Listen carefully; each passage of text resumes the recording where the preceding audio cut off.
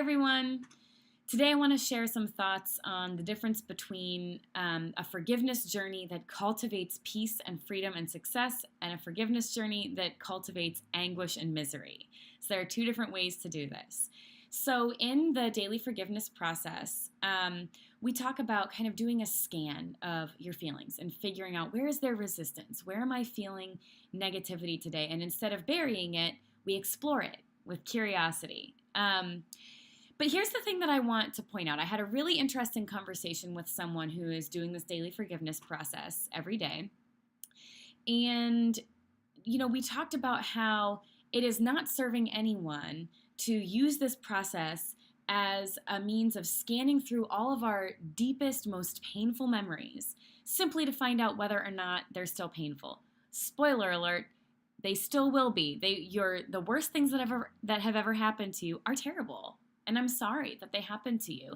I have those things too. I have those landmines of memories that just are painful. And you know what?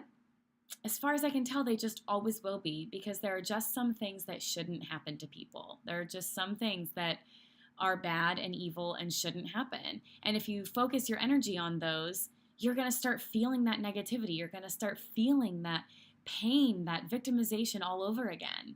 So here's what I want to be super clear about in this forgiveness process. What I have done that has allowed me to cultivate a joyful, beautiful, happy life in the midst of these things that I had been carrying, that I know all of you each have your own things that you're carrying around, is instead of just focusing on those things for the sake of, trying to force myself to forgive these bad things that have happened.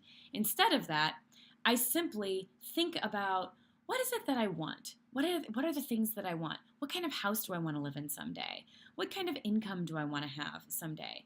What kinds of activities do I want my kids to participate in? What kind of school do I want them to go to? Think about the things that I want. And then think about what are the limiting beliefs that I have that are keeping me from stepping into a path that would likely yield those things into my life. Does this make sense? Then, when I identify what is the limiting belief, people like me can't do that. People with student debt don't get to ...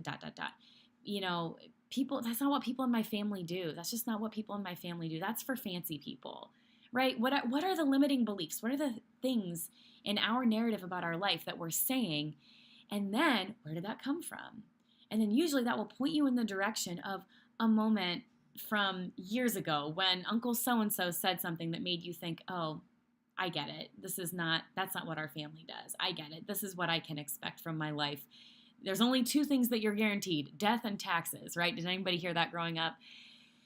So this is the thing, thinking of those moments, those for instances where people around you in your family, in week one, we're focusing on family, said things or did things that you may not have realized, you may not have received in that moment as some hugely traumatic blow, but they're hanging on you and they're forming what you believe is normal. They're forming what you think is possible for yourself and your reality and your future.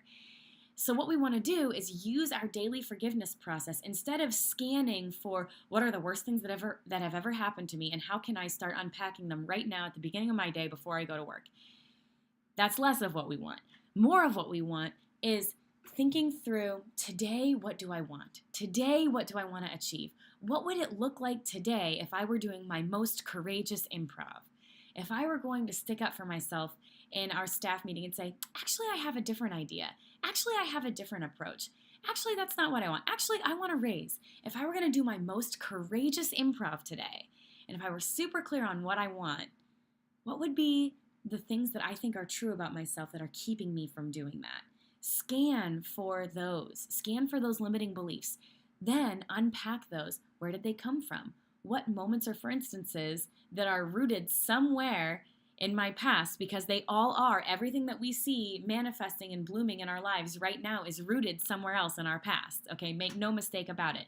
Everything that you see around you is about something from before. Okay, so noticing, where are the connections? Where can I forgive and release those things? Because I don't want that belief anymore. I don't want to think it's not possible for me to stick up for myself. I don't want to think that it's not possible for me not to have a voice.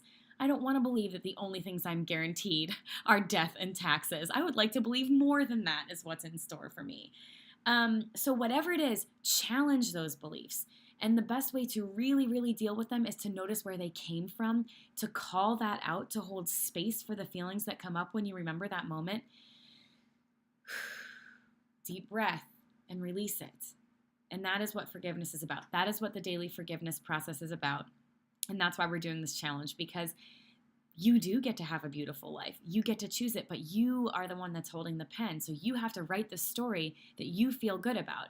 And the best way to do that is to make sure that you're not sacrificing your power, sacrificing your voice, sacrificing your agency and your ability to tell your own story to people from your past that probably were never intending to take that from you in the first place. So that's what the daily forgiveness process is about. It's not about revisiting all the things that are most painful simply for the sake of, feeling some sense of obligation to deal with them. It's about noticing what is impacting me. So that's what this is about. All this month, we're going to be talking about forgiveness. We're going to be talking about forgiving family. We're going to be talking about forgiving different professional story antagonists, maybe professors in college, maybe teachers in high school. Who knows? Throughout the length of your professional story, that's where we're headed next week. We're going to talk about forgiving ourselves.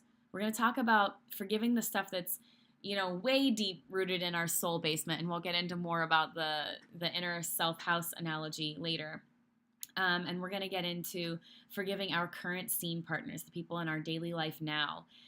So all of that is what's in store. Every single day throughout January, we are talking about forgiveness, and we're talking about how to use this as a tool to cultivate the things that you want in 2019. I am sure that everyone watching this video has done some type of vision board, chosen a word of the year, set some type of resolution or goal, or has in some way thought about what is it that I want for my career and my life in 2019. And I'm telling you, all of those things start with forgiveness. It is totally possible. It is within your reach.